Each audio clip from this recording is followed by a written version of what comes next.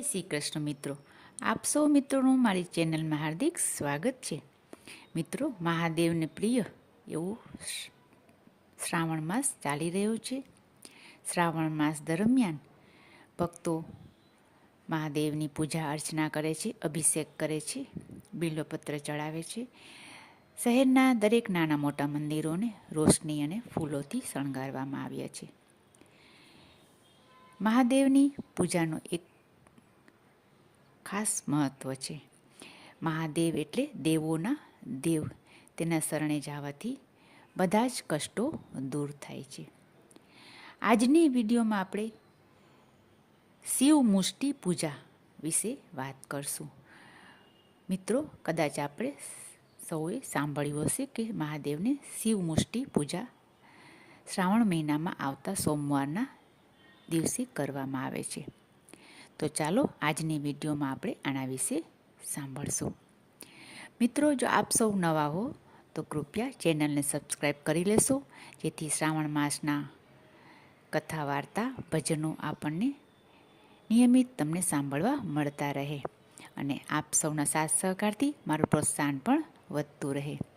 અને હા, વિડીયોને લાઈક કરશો, કોમેન્ટમાં જય શ્રી કૃષ્ણ કરશો અને ગ્રુપમાં શેર અવશ્ય કરશો. તો ચાલો સાંભળશું. શિવલિંગ ઉપર એક મુઠ્ઠી ધાન્ય ચડાવવાથી ભક્તોની મનોકામના પૂર્ણ થાય છે. આ એક મુઠ્ઠી ધાન જે ચડાવવામાં આવે છે તેને શિવ મુષ્ટિ પૂજા કહેવામાં આવે છે. શ્રાવણ માસમાં આવતા સોમવારના દિવસે શિવલિંગ ઉપર ધાન્ય ચડાવવાથી જીવનમાં સુખ, શાંતિ, સમૃદ્ધિ અને મનુષ્યની પ્રગતિ થાય છે. આ વખતે પહેલો સોમવાર 17 ઓગસ્ટ, તે દિવસે મહાદેવને એક મુઠ્ઠી ચોખા ચડાવવાથી ભક્તોની મનોકામના પૂરી થાય છે. બીજો સોમવાર આવે છે શ્રાવણ માસમાં 24 ઓગસ્ટના દિવસે. મિત્રો, યાદ રાખજો અને આ વિડીયો પણ સેવ કરી રાખશો, જેથી આપને યાદ રહે. 24 ઓગસ્ટના બીજો સોમવાર છે. આ બીજા સોમવારના દિવસે શિવલિંગ પર મંદિરે જઈ એક મુઠ્ઠી કાળા તલ ચડાવવા. તેનાથી ગ્રહદોષ દૂર થાય છે, વ્યક્તિના જીવનમાં આવતા કષ્ટો દૂર થાય છે અને ભક્તોને સુખ સમૃદ્ધિની પ્રાપ્તિ થાય છે. ત્રીજો સોમવાર 31 ઓગસ્ટના રોજ આવે છે. તે દિવસે શિવ મંદિરે જઈ શિવલિંગ પર ભક્તિભાવથી પૂજા કરી અને એક મુઠ્ઠી મગ ચડાવવા. તેનાથી વ્યક્તિના જીવનમાં સુખ, શાંતિ, સમૃદ્ધિ, આરોગ્યની પ્રાપ્તિ થાય છે. ચોથો સોમવાર આવે છે 7 સપ્ટેમ્બરના રોજ.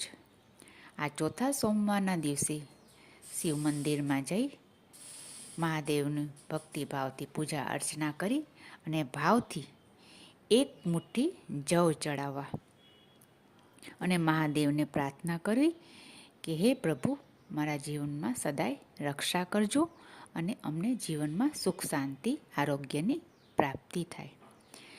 કોઈ પણ પૂજા હોય શ્રદ્ધાથી કરવામાં આવે તો અવશ્ય તેનું ફળ મળે છે. અને આ તો દેવોના દેવ એવા મહાદેવ છે.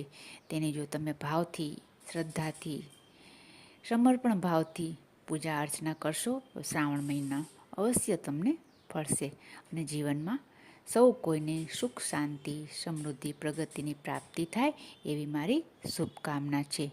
ફરી મળીશું બીજી વિડીયોમાં.